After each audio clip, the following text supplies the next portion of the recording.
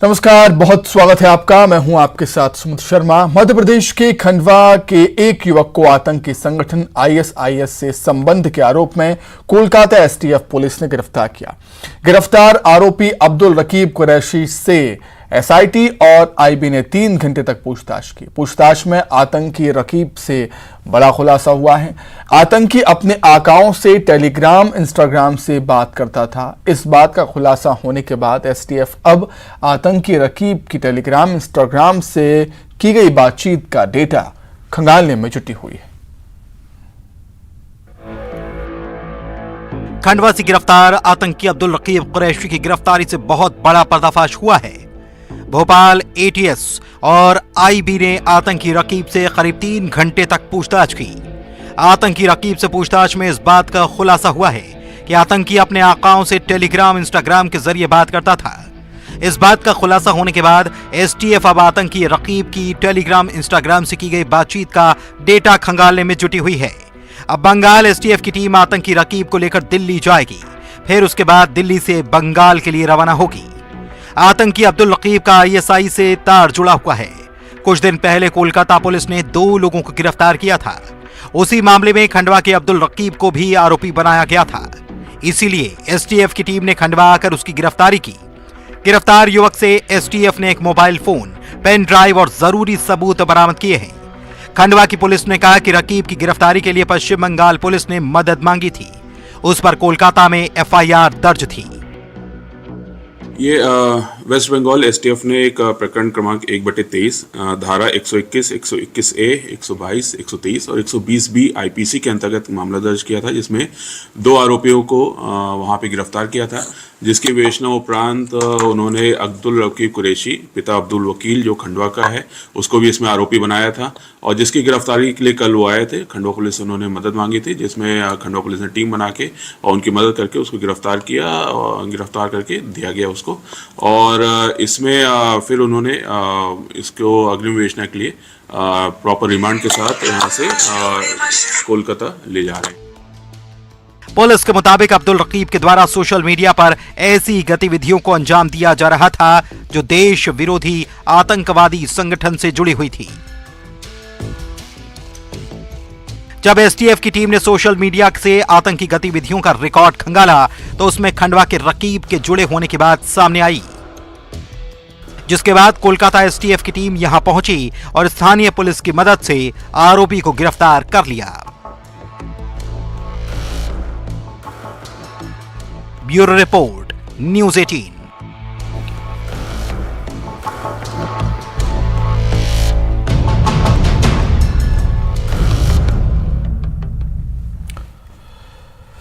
Bengal STF आतंकी अब्दुल रकीब को दिल्ली लेकर रवाना हुई है।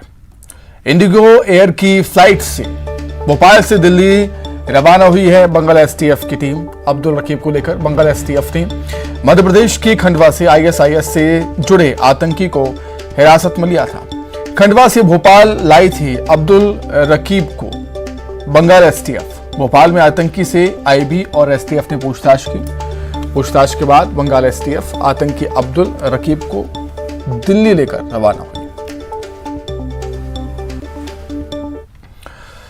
सतना पुलिस ने पुलिस लाइन के सरकारी आवासों को खाली करवाने की कार्रवाई में जुटी हुई है। सतना के पुलिस लाइन स्थित एक आवास को खाली करवाया गया, जिसमें एएसआई रामेंद्र सिंह का 2 सालों से कब्जा था। उनका 2021 में रायपुर करचुलियान रिवर ट्रांसफर हो गया था। बावजूद इसके ये अवैध रूप से सरकारी आवास पर कब्जा करके बैठे थे।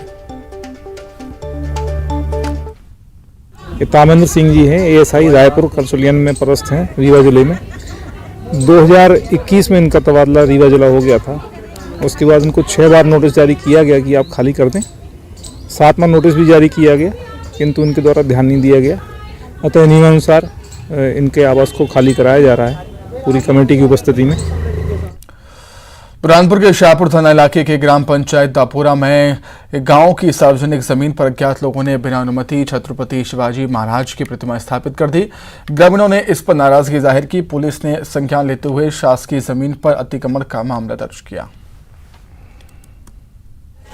दापुरा गांव के अंदर जो शासकीय भूमि है वहाँ पे जो मूर्ति स्थापित कर दी गई है रातों रात अचानक से कुछ अज्ञात लोगों के द्वारा, तो शासकीय भूमि पे अतिक्रमण करना और इलीगल मजमा जो है वो उस पर अतिक्रमण करने के उद्देश्य से मूर्ति स्थापित करने के संबंध में एक एफआईआर पंजीबद्ध की गई है अज्ञात लोगों के खिलाफ में। उसमें कुछ सीसीटीवी फुटेज भी मिले हैं जिसमें मुंह बांध के कुछ लोग जो है वो जाते हुए दिखे हैं। उन लोगों को कुछ लोगों को चिन्हित कर लिया गया है, उनके नाम भी क्लियर हो गए हैं और आगे भी उन पे जो है चिन्हित करके कार्रवाई की। बालाघाट में नगर पालिका ने बड़ी कार्रवाई करते हुए दुकानदारों की ओर से सड़क पर किए गए अतिक्रमण को हटाया। इस दौरान कुछ जगहों पर व्यापारियों की प्रशासन से कहासुनी भी हुई। व्यापारियों ने प्रशासन पर चेहरा देखकर कार्रवाई करने का आरोप लगाया। शहर के अंबेडकर चौक से हनुमान चौक तक पुलिस, राजस्व और नगर पालिका अमले ने सड़क के दोनों ओर व्यापारिक प्रतिष्ठानों के सामने से बुलडोजर लेकर अतिक्रमण हटाया। अवंतीबाई चौक से लेकर हनुमान चौक तक जी अतिक्रमण की कार्रवाई हो रही है और इसमें हमें नगर प्रशासन से लेकर जिला प्रशासन का पूरा सहयोग प्राप्त हो रहा है। नगर को साफ, स्वच्छ, सुंदर बनाने के लिए ये अतिक्रमण हटाया जा रहा है और मैं नागरिकों से निवेदन करूंगा कि अतिक्रमण हटाने में नगर पालिका का पूरा सहयोग करें। नहीं, अतिक्रमण की कार्रवाई बिल्कुल सही है। लेकिन जहाँ से आपने स्टार्ट किए आप रोड को माप लीजिए, जिस जगह में इसका अतिक्रमण है उसको हटाइए। आप बीच के जगह को छोड़ करके दूसरे लोगों के आके अतिक्रमण हटा रहे हो और उनको छोड़ दिया आपने। खबर हरदा से, जहां एक शिक्षक ने शिक्षा के मंदिर को बदनाम किया। ये सिर्फ शिक्षक नहीं बल्कि स्कूल का इंचार्ज प्रिंसिपल भी है। शब्बीर खान नाम का इस शिक्षक ने कई छात्राओं से गंदी हरकत की, लेकिन इसका खुलासा तब हुआ जब 31 दिसंबर को 10वीं की एक छात्रा ने छेड़छाड़ का आरोप लगाया। पीड़ित छात्राओं की शिकायत पर थाने में मामला दर्ज किया गया है। बच्ची है, उसने बताया कि उनके स्कूल में इंचार्ज प्रिंसिपल है शब्बीर खान, वो गणित पढ़ाते हैं और उन्होंने उसके साथ गलत हरकत की। और जब उसने अपनी सहेलियों से ये बात साझा की तो उसकी सहेली ने बताया कि हम भी शब्बीर खान के शिकार हो चुके हैं। तो इस घटना को लेकर उन्होंने 354 7-8 पॉक्सो की कायमी कराई है। शब्बीर खान को हमने न्यायिक हिरासत में लेकर जेल भेज दिया। देवास के उत्कृष्ट छात्रावास की छात्राओं की शिकायत रंग लाई है। कलेक्टर की जनसुनवाई में पहुंची छात्राओं ने कलेक्टर ऋषभ गुप्ता से शिकायत की थी, जिसके बाद कलेक्टर ने तुरंत संज्ञान लेते हुए छात्रावास की कमान जिला पंचायत सीईओ को सौंपी है। सीईओ ने छात्रावास का निरीक्षण कर रिपोर्ट कलेक्टर ऋषभ गुप्ता को सौंपने की बात कही। छात्रावास की छात्राएं हैं, हमारे हॉस्टल में गीज़र उपलब्ध है, फिर भी गीज़र नहीं लगवाया जा रहा है। हम लगातार 2 साल से ठंडे पानी से नहा रहे हैं और खाने की कंप्लेंट हमने कलेक्टर सर से भी की है, डीओ सर से भी की है, हमारे प्रिंसिपल सर से भी की है, फिर भी कुछ नहीं हो रहा है। हमें लगातार दाल और आलू ही खाना पड़ रहा है और आलू तो बिल्कुल इस तरह है कि 4-5 दिन तक लगातार दोनों टाइम हमको आलू मिलता है। हमने कई बार कंप्लेंट की, बस हमको झूठे दिला। थोड़ी खाने की समस्या है, खाने की थोड़ी वो जो क्वालिटी थोड़ी कम है और जो बताया सबने पानी की थोड़ी व्यवस्था थोड़ी अच्छी नहीं है और आगे सब ठीक। कलेक्टर सर के निर्देशन में आज मैं दोनों हॉस्टल का निरीक्षण किया, बॉयज हॉस्टल और गर्ल्स हॉस्टल का।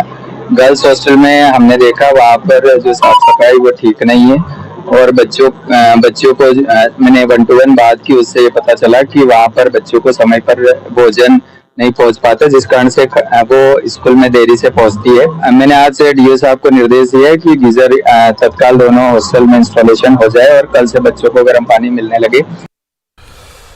बात अब बालाघाट के अंदरूनी नक्सल प्रभावित इलाके के एक स्कूल की, जहां डीएम ने जब बच्चों से बात की तो पता चला कि मां साहब खुद स्कूल के अटेंडेंस में फेल हैं। देखिए रिपोर्ट। खुद ही सब बढ़िया है, खुद ही सब अच्छा है बताकर अपनी ही पीठ ठोकने वाले सरकार, साहिबान, मंत्री जी, अफसर साहब, सब सुनिए, जानिए क्या है गांव के स्कूलों का हाल। बताओ बेटा, कितना दिन में आते हो प्रिंसिपल साहब?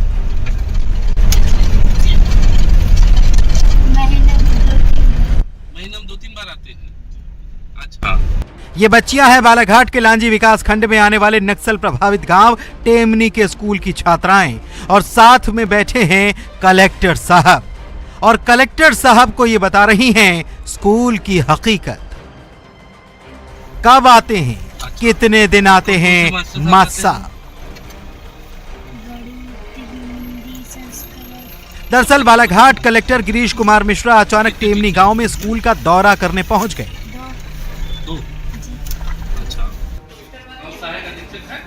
रजिस्टर देखा, बच्चों से बात की और जब लगा कि मामला कुछ तो ठीक नहीं तो अपनी गाड़ी में बैठाकर बच्चों से पूछ लिया, कितने दिन आते हैं मास्टर जी।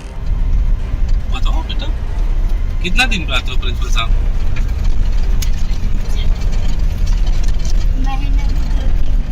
महीने में 2-3 बार आते हैं। अच्छा, बस फिर क्या था, जवाब जब मिला कि महीने में 1-2 दिन ही आते हैं तो फौरन कलेक्टर ने एक्शन लिया। स्कूल के प्रभारी प्रधान पाठक दिलेश्वर बाघमारे और प्राथमिक शिक्षक दान सिंह धुर्वे की 2 वेतन वृद्धि रोकने के निर्देश दिए। वैसे देखने में यह मामला भले ही एक स्कूल का है, लेकिन अंदरूनी या ग्रामीण इलाकों के ज्यादातर स्कूलों की शिकायत टीचर्स के न आने को लेकर ही होती है।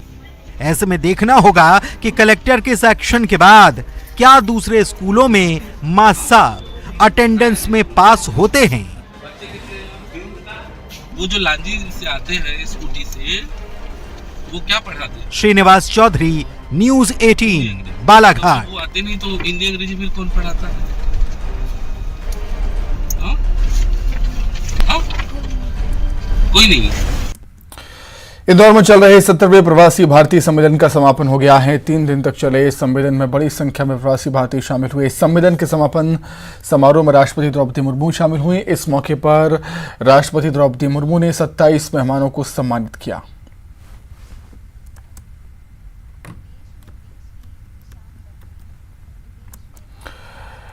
इंदौर में प्रवासी भारतीय सम्मेलन के दौरान सीएम शिवराज अलग ही अंदाज में नजर आए। सीएम ने प्रवासी भारतीयों को संबोधित करते हुए उनके लिए कविता भी गाई। सीएम ने कविता के जरिए कैसे अपनी भावनाएं बताई, सुनिए। तुम चले जाओगे तो याद बहुत आओगे। तुम बिन लागेगा कन्वेंशन सेंटर सुना, तुम बिन लागेगा राजवाड़ा सुना सुना, तुम बिन लागेगी 56 दुकान सुनी सुनी, और तुम बिन लागेगा सराफा सुना सुना, तुम बिन लागेगा इंदौर सुना सुना, और तुम बिन लागेगा हृदय घट सुना सुना। सितारों को आंखों में महफूज रखना, बड़ी दूर तक रात ही रात होगी। मुसाफिर हो तुम भी, मुसाफिर हैं हम भी, किसी मोड़ पर फिर मुलाकात होगी। प्रवासी भारतीय सम्मेलन में स्विट्जरलैंड से आई अर्चना शर्मा को भी राष्ट्रपति ने सम्मानित किया। राष्ट्रपति से सम्मान पाने को अर्चना शर्मा ने गर्व की बात कही और कहा कि यहां आकर ऐसा लगा मानो परिवार में आए हों। सम्मेलन में स्विट्जरलैंड की अर्चना शर्मा सम्मानित हुई हैं, उनको अवार्ड दिया गया है और इस वक्त हमारे साथ अवार्डी अर्चना शर्मा है। मैम, आपको यहाँ पर प्रवासी भारतीय सम्मेलन में सम्मानित किया गया है, कितना बड़ा मौका है। अपनी ही मतलब इंडिया में ही आपकी गवर्नमेंट ने यहाँ पर, आप भले प्रवासी हुए लेकिन यहाँ पर आपको सम्मानित किया गया है। किस तरीके का वर्क वहाँ पर है और ये जो समिट यहाँ पर हुआ है इससे कितना ज्यादा आप प्रभावित हुए हैं? सबसे पहले तो मुझे ये कहना पड़ेगा कि जितने खुले दिल के साथ हमारा यहाँ पर आवभगत हुआ है, स्वागत हुआ है और सम्मानित किया गया है, ये तो ऐसा ही लगता है जैसे कि आप अपने परिवार में आए हों। और मैं क्योंकि इंडिया आती ही रहती हूँ बहुत बार, लेकिन इस बार बहुत स्पेशल है क्योंकि ये अवार्ड जो मुझे मिला है प्रेसिडेंट से मिला है और ये मेरे लिए बहुत ही गर्व की बात है। And I am quite humbled as well because it's recognition from your own people of the difficulties that you have faced as an Indian diaspora abroad. क्या बदलाव आपको लग रहा है देश में, मध्य प्रदेश में? बदलाव तो बहुत है क्योंकि हर आदमी जागरूक है और महिलाओं का जोर है, सब जगह काम बहुत तेजी से आगे बढ़ रहा है। महिला और राष्ट्रपति भी महिला, उन्होंने आपको किया और आज वुमेन एंटरप्रेन्योरशिप को लेकर भी एक सेशन था जिसको निर्मला सीतारमण जी ने होस्ट किया। महिलाओं के लिए क्या कहना चाहेंगे? मैं तो कहना चाहूंगी कि जैसे कि पहले भी बोला गया था सेशन के अंदर कि महिलाओं की जो शक्ति होती है उसमें कुछ और एक होलसमनेस रहती है, क्योंकि उसके अंदर एक नर्चरिंग प्रवृत्ति रहती है। वो एक फैमिली को भी देखती है, बाहर को भी देखती है और अपने आप को रेगुलेट करती है समय के हिसाब से। इंडियन कमेंट टीम को सम्मानित किया है और प्रवासी भारतीय सम्मेलन में सम्मानित हुई हैं और इनके लिए बहुत बड़ा मौका है। और मध्य प्रदेश और देश में जिस तरीके से विविधताएं हैं और जिस तरीके से लोगों का व्यक्तित्व है, वही विदेशों में जाकर भारतीय अपनी अलग पहचान बना रहे हैं और सफलता के झंडे भी गाड़ रहे हैं विदेशों में। कैमरामैन अजय तंवर के साथ रंजना दुबे, न्यूज 18 इंदौर। प्रवासी भारतीय सम्मेलन में क्रोएशिया से आए जोगिंदर सिंह निज्जर को राष्ट्रपति ने सम्मानित किया। इस सम्मान से जोगिंदर सिंह काफी खुश नजर आए। भारतीय सम्मेलन में क्रोएशिया के जोगिंदर सिंह निज्जर सम्मानित हुए हैं और ये सम्मान बहुत बड़ा भी है। और सर, एनआरआई प्रवासी आप हैं, यहाँ पर आप सम्मानित हुए हैं, बहुत अच्छी यादें आप यहाँ से लेके जा रही हैं, क्योंकि सीएम ने भी कहा कि कुछ गलतियां हुई हैं उनको माफ कीजिए, लेकिन अच्छी यादों को यहाँ संजो कर हृदय में रख के लेके जाइए। हमको बहुत खुशी हुई है कि हम यहाँ पर आए हैं। इंदौर में 3 दिन में ठहरा हूँ, पहली दफा यहाँ पर आया हूँ, फर्स्ट टाइम। इतना क्लीन सिटी है, इतना well organised, very high level, बहुत अच्छा ऑर्गेनाइज था। Low level but some difficulties, but this happened. I always say okay, no problem, this is India. यहाँ की सबसे अच्छी बात क्या है जो क्रोएशिया में पहुंचेगी आपके जरिए, बहुत सारे हिंदुस्तानियों तक पहुंचेगी? ये पहुंचेगी कि जो हाई लेवल जो इंडिया में है, प्राइम मिनिस्टर ऑफिस है, मध्य प्रदेश गवर्नमेंट जो है, टोटल प्रोग्राम जो है वेरी वेरी वेल डन। आपको लग रहा है कि इसके आने वाले सालों में जो आपके एनआरआई हैं वो भी हिंदुस्तान में अब बिल्कुल गर्व के साथ बस सकते हैं? आप आएंगे जब हिंदुस्तान थोड़ा डिसिप्लिन हो जाएगा, अभी आने का टाइम नहीं है, जो ये देखा है अभी। यही इन्वेस्टमेंट को लेकर क्या प्लानिंग है मध्य प्रदेश में? ना पुलिस आपकी को वो तो जो ऊपर से बोल देते हैं, किसी को नहीं छोड़ना, उसमें कोई भी हो, वो क्या कि हम आपको अंदर नहीं जाने देंगे। इन्वेस्टमेंट को लेकर क्या लग रहा है? इन्वेस्टमेंट की हम सोच कह रहे हैं कि इंडिया में करें, इंडिया के इन्वेस्टमेंट में आ रहे जो टेक्नोलॉजी बहुत हाई है, वो बाहर भी करें वहाँ पर। इंडिया में भी अब करने का मन है आपका, मध्य प्रदेश में खास करके? हमारी लोकल कंपनी जो है वहाँ पर, they are interested to do some development in India. यहाँ बोथ साइड तो यहाँ की हॉस्पिटैलिटी से बहुत तहे दिल से खुश हुए हैं तमाम जो प्रवासी हैं, और अब मध्य प्रदेश में निवेश को लेकर जो प्लानिंग है वो भी कर रहे हैं। यानी आने वाले दिनों में जो बड़ा निवेश है इस सम्मेलन के जरिए मध्य प्रदेश में होने वाला है। कैमरामैन अजय तंवर के साथ रंजना दुबे, न्यूज 18 इंदौर। इंदौर में आयोजित हुए 3 दिवसीय प्रवासी भारतीय सम्मेलन में हॉलैंड से शामिल होने आए प्रवासी भारतीय सदस्यों का एक दल देवास पहुंचा और देवास में प्रोजेक्ट स्थापित करने के लिए कलेक्टर ऋषभ गुप्ता से मुलाकात कर प्लांट स्थापित करने की बात कही, जिसमें करीब 10 करोड़ रुपए की लागत से कोल्ड स्टोरेज और एग्रीकल्चर फूड्स प्रोडक्ट पार्क के लिए ऑर्गेनिक प्लांट स्थापित किया जाएगा।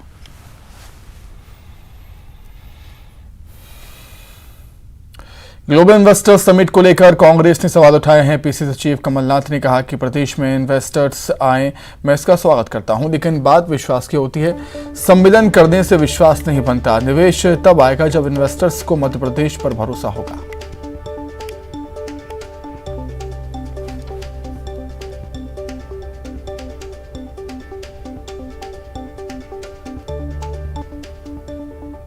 इन्वेस्टर्स आए, निवेश आए, इसका मैं स्वागत करता हूं, पर एक विश्वास जब तक उनमें ना हुए, सम्मेलन करने से विश्वास केवल नहीं बनता। निवेश तब आएगा जब जो इन्वेस्टर्स हैं उनको मध्य प्रदेश पर विश्वास हुए। मध्य प्रदेश 5 प्रदेशों से घिरा हुआ है। दक्षिण में जिसको सामान बेचना है वो उत्तर में अपने कारखाने लगाता है। क्यों? क्योंकि मध्य प्रदेश में की पहचान में केवल भ्रष्टाचार है, ऐसे नीति है जिसका क्रियान्वयन नहीं होता। 50 पेज की नीति बना लीजिए, 100 पेज की नीति बना लीजिए, पर अगर आपकी मन मंशा और नियत ना होए तो कोई निवेश नहीं आने वाला। एमपी के विधानसभा अध्यक्ष गिरीश गौतम ने सपरिवार दौसा के मेहंदीपुर बालाजी के दर्शन किए। इस दौरान मीडिया से बातचीत करते हुए गिरीश गौतम ने राहुल गांधी के बयान पर प्रतिक्रिया दी। राहुल गांधी ने कहा था कि ये देश पुजारियों का नहीं तपस्वियों का है। इस पर विधानसभा अध्यक्ष ने कहा कि ये देश तपस्वियों का भी है और पुजारियों का भी, और ये देश तपस्वियों का भी है, पुजारियों का भी है। ये कोई यदि कहता है कि ये देश पुजारियों का नहीं है, केवल तपस्वियों का है या तपस्वियों का नहीं है, पुजारियों का है, ये शायद गलत है। दोनों को एक साथ जोड़ के देखना पड़ेगा, क्योंकि तपस्या करने वाले लोग एक अपने तप के बल से एक अध्यात्म का क्षेत्र का दर्शन दिलाते हैं, और पुजारी जो है भगवान के हमारे जो आस्था के केंद्रों हैं उन केंद्रों में बैठ करके हमारा सबका पूजा अर्चना कराते हैं। भगवान के सामने हम खड़े होते हैं, उसकी सब वो व्यवस्था के तहत हमारा काम करते हैं। जो पुजारी भी महत्वपूर्ण है और त्यागी तपस्वी भी महत्वपूर्ण, दोनों महत्वपूर्ण। ग्वालियर जिला उपभोक्ता फोरम के अध्यक्ष की पत्नी की मौत के मामले में फोरम ने बड़ा आदेश जारी किया है। फोरम ने निजी अस्पताल को पीड़ित परिवार को 12 लाख रुपए का हर्जाना देने का आदेश जारी किया। आपको बता दें, ग्वालियर उपभोक्ता फोरम के अध्यक्ष अरुण सिंह तोमर की पत्नी 2021 में कोरोना संक्रमित हो गई थी। उन्होंने ग्वालियर के बिरला अस्पताल में इलाज कराया था। इलाज के दौरान 19 अप्रैल 2021 को उनकी मौत हो गई थी। इस दौरान उनके इलाज में भारी फर्जीवाड़ा किया गया था। उज्जैन से 50 किलोमीटर दूर नागदा तहसील का एक सीसीटीवी सामने आया है, जिसमें आवारा पशुओं का कहर साफ देखा जा सकता है। घर के बाहर खेल रहे बच्चों पर आवारा पशु हमला कर रहे हैं। वीडियो मात्र 14 सेकंड का है, लेकिन दिल दहला देने वाला।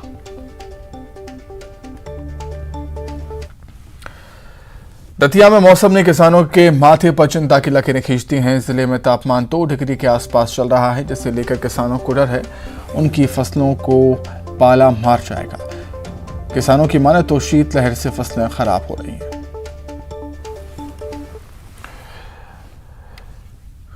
एमपी में शीतलहर का असर अब फसलों पर भी पड़ने लगा है। सीधी जिले में अरहर की फसल शीतलहर के चलते पूरी तरह बर्बाद हो गई। इससे हावल जनपद के 2 दर्जन से अधिक गांव में सैकड़ों एकड़ की अरहर की फसल में पाला लग गया।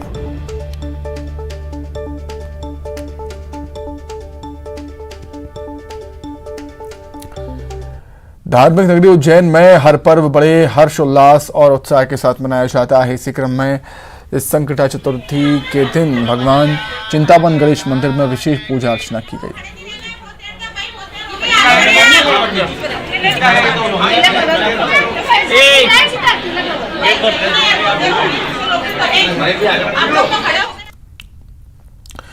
संस्कारधानी जबलपुर राम भक्त हनुमान की भक्ति में लीन दिखी। पहली दफा संस्कारधानी जबलपुर में नर्मदा किनारे 108 संगीतमय सुंदरकांड का आयोजन किया गया। इस आयोजन में शहर के तमाम साधु संत राजनीतिक हस्तियां मौजूद रहीं।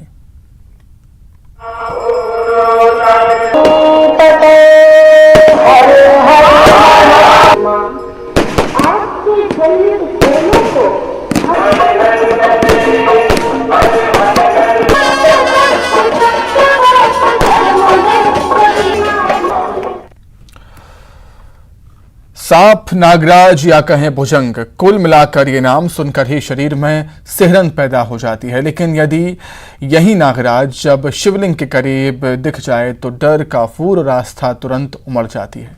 सतना के बिरसिंहपुर में ही ऐसा ही कुछ हुआ। आप रिपोर्ट देखें और मुझे दीजिए इजाजत। नमस्कार।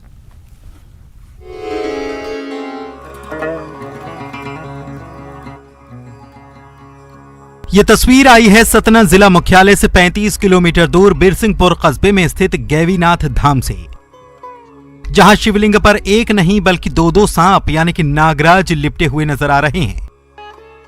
बस फिर क्या था, सांप का नाम सुनकर जो सिहर जाते हैं उनमें भी आस्था हिलोरे मारने लगी और बड़ी संख्या में यहां श्रद्धालुओं की भीड़ जुट गई। जल चढ़ाने, पूजा अर्चना करने और फूल बिल्वपत्र चढ़ाने के साथ ही तस्वीर लेने की लोगों में होड़ मच गई। देखिए तस्वीरें। वैसे आपको बता दें कि बिरसिंहपुर का यह शिव मंदिर काफी प्राचीन है और यह खंडित शिवलिंग की यहां पूजा होती है। मंदिर को गैवीनाथ धाम के नाम से जाना जाता है। बताते हैं कि शिवलिंग का वर्णन पद्म पुराण में मिलता है। इतना ही नहीं, यहाँ के राजा वीर सिंह भगवान महाकाल के अनन्य भक्त थे, जो बिरसिंहपुर से उज्जैन महाकाल के दर्शन करने जाते थे और राजा वीर सिंह की भक्ति से प्रसन्न होकर ही बाबा महाकाल यहाँ इस रूप में प्रकट हुए थे। बहरहाल आज जब एक बार फिर से यहाँ सांपों का जोड़ा नजर आया तो लोगों में आस्था का सैलाब उमड़ पड़ा। लेकिन आस्था के सैलाब के बीच कुछ अति उत्साही लोग इन मूक जानवरों को छेड़ते और परेशान करते भी नजर आए। सतना से शिवेंद्र बघेल, न्यूज 18 के लिए।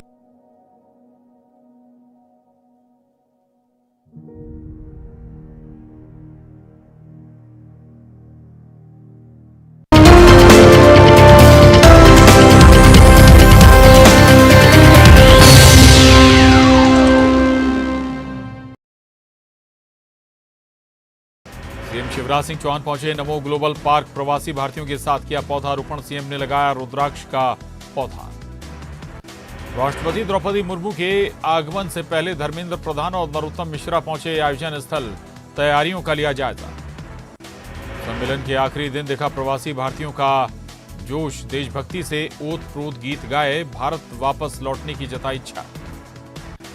विदेश मंत्री एस जयशंकर पहुंचे उज्जैन, महाकाल की भस्म आरती में हुए शामिल। महाकाल लोक का भी किया दौरा।